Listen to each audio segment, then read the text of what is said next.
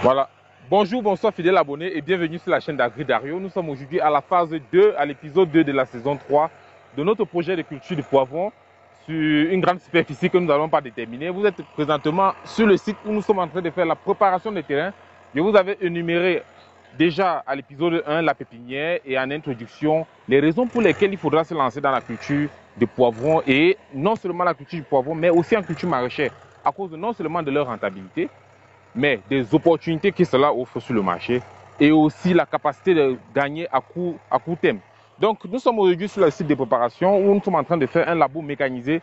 Pourquoi le labour mécanisé? Vous avez l'image de la saison 2 qui était plus portée sur la culture du projet, le projet PPC, poivron, piment et poivron, pastèque et concombre. Donc c'est un projet qui n'avait pas été diffusé directement sur notre chaîne tout simplement à cause des raisons pour lesquelles je vous avais énuméré: l'insécurité, l'inaccessibilité et la mauvaise l'absence du réseau internet dans la localité. Mais c'est un projet qui nous a servi de phase expérimentale sur la préparation des terrains, sur les besoins du poivron, sur les exigences du poivron, sur les différentes contraintes de la culture du poivron. Nous avons expérimenté cela et nous avons gagné un marché. Ce qui fait qu'aujourd'hui, nous, en produisant, nous savons déjà à qui vendre.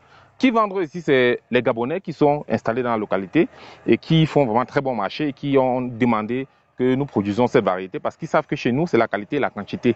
Donc, nous sommes actuellement en train de faire le labour tout simplement parce que nous sommes rendus compte que nous sommes en saison des pluies. En saison des pluies, ce n'est plus la pression en eau qui est importante, ce n'est plus le problème d'eau qui est important, mais la gestion de la mauvaise herbe. La gestion de la mauvaise herbe, l'humidité relative du milieu, la faible capacité, la faible insolation qui freine la photosynthèse et qui empêche un peu la plante de bien se mouvoir. C'est pourquoi nous avons maximisé dans la préparation des terrains. Nous avons mis le paquet pour pouvoir avoir un tracteur qui va nous mécaniser cette superficie afin que nous puissions réduire cette pression d'air. Parce qu'une fois que le tracteur, cette mécanisation est faite, nous sommes garantis pour au moins 3 à 4 mois sans herbe. Et vous savez que la culture de poivron, pratiquement après, ou bien la culture de pastèque, en 4 mois, c'est suffisant pour boucler son cycle. Et s'il n'y a pas eu de pression d'herbe, vous êtes garanti que vous allez faire une très bonne récolte. Et c'est pourquoi nous avons optimisé pour cela, nous avons opté pour cela. Opté encore pour cela, pourquoi? Parce que la plante a besoin de mouvoir ses racines.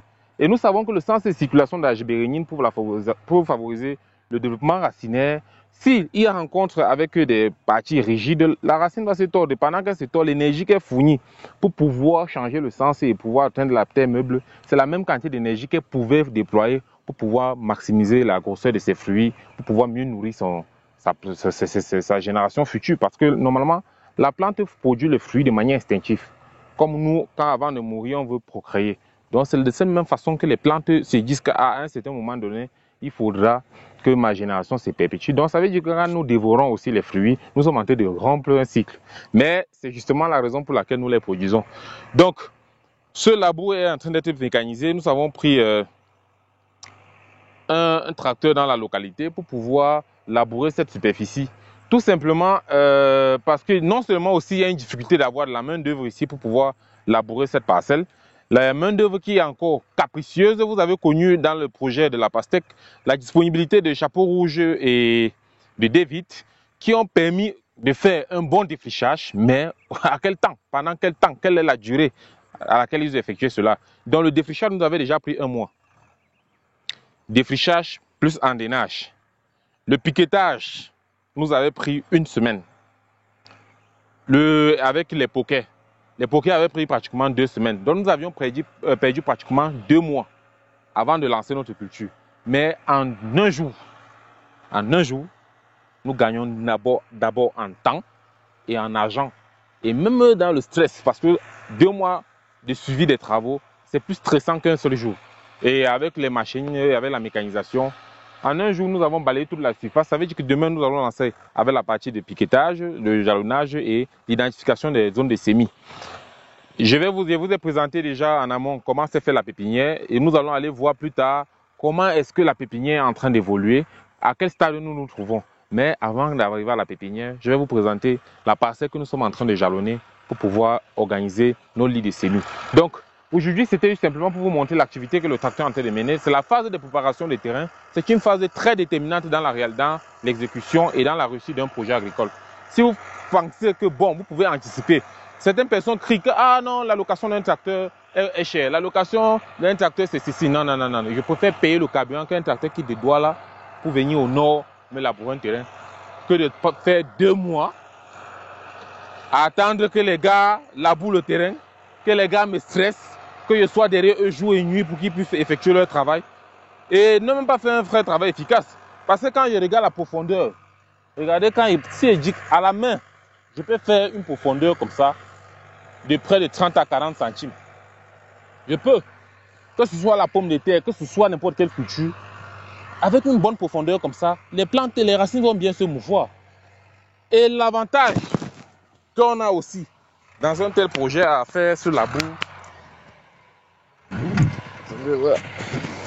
l'avantage qu'on a dans un tel projet à faire un tel labour, c'est que ce labour va nous permettre d'amortir pratiquement 1 an sans encore se soucier de la préparation du terrain.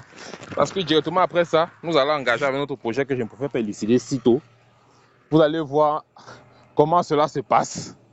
Et je remercie encore tous les abonnés qui nous ont encouragés et qui nous permettent d'atteindre nos objectifs d'ici la fin d'année. Nous avions mis les objectifs sur 5000 abonnés en décembre. Nous sommes déjà à 4700 par là. Donc, je suis sûr qu'avec votre façon de communiquer, avec votre façon d'être lucide, avec votre satisfaction dans nos vidéos, vous allez davantage intéresser les personnes à suivre des chaînes où on pratique. L'agriculture ici, chez nous, on la vit en live. Et parce qu'on la vit en live, nous prenons toutes les conditions pour réduire le risque afin de décevoir nos abonnés. Mais ce n'est pas par rapport à ça, mais c'est surtout par rapport à la rentabilité. Vous investissez en agriculture, vous voulez gagner de l'argent. C'est un secteur, on ne fait pas le jonglage. On ne fait pas de jonglage en agriculture. Si vous voulez investir dans l'agriculture, lancez-vous dans l'agriculture. Vous avez vu toute l'année, de janvier en décembre, nous sommes en train de pratiquer. Ça veut dire que nous avons pris ça pour secteur primaire. C'est un secteur principal. On ne vient pas prendre ça comme une distraction. Si vous prenez ça comme distraction, contentez-vous des résultats secondaires. Contentez-vous de la rentabilité secondaire. Donnez le temps à votre projet. Donnez les moyens à votre projet. Et vous aurez des rendements. Donc déjà, c'est une satisfaction pour moi de pouvoir voir que le terrain est en train d'être fait dans de très bonnes conditions. C'était plus difficile. Vous avez connu ce site l'an dernier où la campagne s'est passée. C'était tellement inaccessible, difficile à entretenir. Mais nous avons toujours topographié ça, ou nous avons toujours designé ça selon notre vouloir. Donc c'est le même site qui, cette fois, sera aussi designé, mais dans un nouveau look. Et vraiment, je tiens à vous demander, tous ceux qui sont nouveaux sur cette chaîne, de vous abonner, de partager et d'aimer. Parce que quand vous mettez le pouce bleu, ça informe que oui, nous sommes nombreux qui vous suivons, Monsieur Dario. Nous sommes nombreux qui suivons les activités d'Agri Dario. Ça nous montre la quantité de nos followers et des personnes qui sont vraiment déterminées à réussir eux aussi dans l'agriculture, sous l'appui des vidéos que nous faisons. Déjà, la vidéo de culture du maïs est regardée aujourd'hui à plus de 20 000 personnes. Et beaucoup de personnes sont entrées dans les GIC, dans les coopératives, dans des projets qui utilisent ces informations que nous avions données dans la culture du maïs. Vous aussi allez regarder la vidéo sur la culture du maïs. Vous aussi allez regarder la vidéo, les vidéos, c'est toute une saison, hein. Vous pouvez même la télécharger sur la culture de pastèque. Maintenant, nous allons relever le challenge sur la culture du poivron. Allez, ciao, ciao, on reste ensemble et beaucoup de bonheur pour vous et de succès dans vos projets. Voilà, juste devant nous là, on a Zobel. Zobel, c'est mon chef de travaux. Il est toujours en train de superviser ces travaux. Il avait fini avec le projet de Maripa, un projet qui était plutôt pour nous un projet témoin et expérimental où nous avons mis des petites superficies de demi hectares pour chaque culture.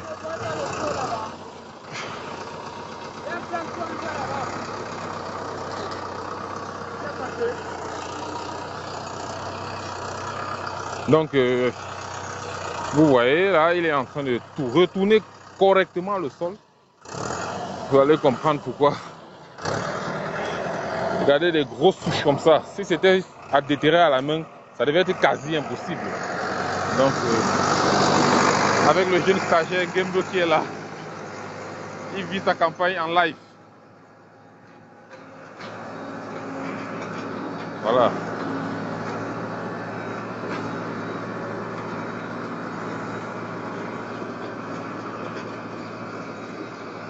C'est un travail très formidable. Il faut admettre que ça... Il faut prendre juste une décision à un moment donné et comprendre les avantages qui vont avec pour pouvoir accepter de pouvoir investir sur ce genre de projet. La mécanisation est très importante dans l'agriculture, vraiment, vraiment très importante. En 2 heures, nous voyons la surface qu'il a balayée, c'est énorme.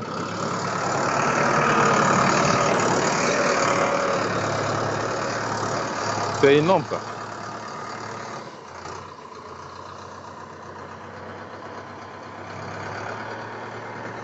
Voilà.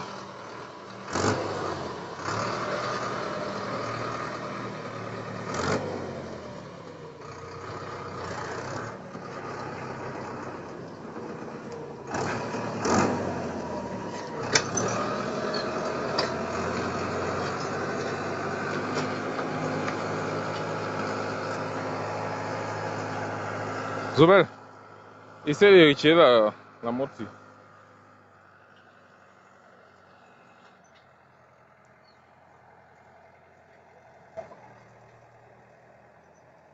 Ouais, il faut que je... Hein? Voilà le serpent. Regardez comment les reptiles sont là.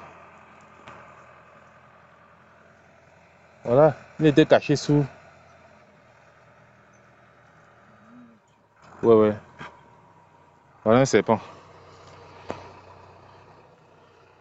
Attends. Il est mort. Voilà. C'est des situations qui nous exposent chaque fois dans les projets. Et puis si on est au champ comme ça, en train de travailler à la main, on risque tout ça quoi. Voilà. Bon. Ciao, ciao. C'était notre petite partie de préparation des terrains, en l'occurrence le labour. Nous allons continuer dans la suite des vidéos pour pouvoir vous montrer comment le projet Poivron évolue. A plus.